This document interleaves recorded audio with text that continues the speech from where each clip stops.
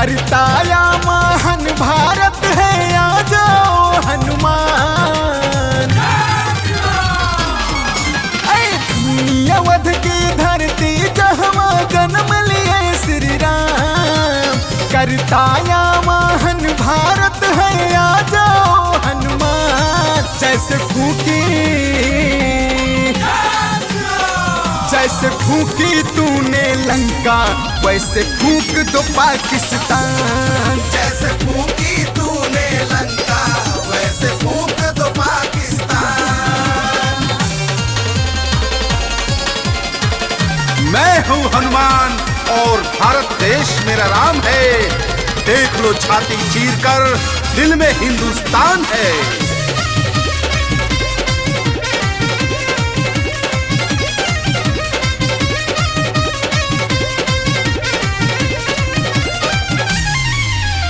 जिन लोगों के भुजान भर के खून नहीं वो पानी है, जो भारत की जय ना बोले समझो पाकिस्तानी है। जिन लोगों की भुजान भर के खून नहीं वो पानी है, जो भारत की जय ना बोले समझो पाकिस्तानी है। कब तक हम सब सहते रहेंगे भारत का अपमान, कब तक हम सब सहते रहेंगे भारत का अपमान। जैसे फूकी तूने लंका, वैसे फूक दो पाकिस्तान। जैसे फूकी तूने लंका, वैसे फूक दो पाकिस्तान।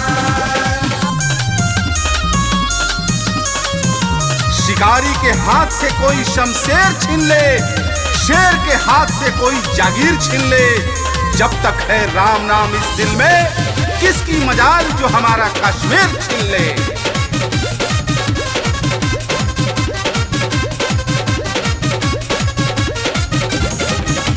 लगने दिया ना दाग कभी सीता मैया के आंचल में, तुम सा कोई बलवान न दूजा पूरे अखंड धरातल में। लगने दिया ना दाग कभी सीता मैया के आंचल में, तुम सा कोई बलवान न दूजा पूरे अखंड धरातल में। धरती ही अंबर गूंज रहा है, जय जय जय श्री राम। धरती ही अंबर गूंज रहा है, जय जय जय श्री राम। जैसे फूकी तूने लंका, वैसे फूक दो पाकिस्तान। जैसे फूकी तूने लंका, वैसे फूक दो पाकिस्तान। आजादी की कभी शाम नहीं होने देंगे, शहीदों की कुर्बानी बदनाम नहीं होने देंगे। बची है जो एक बूंद भी गरम लहू की, कभी भारत माँ की आंचल नीलाम नहीं होने देंगे।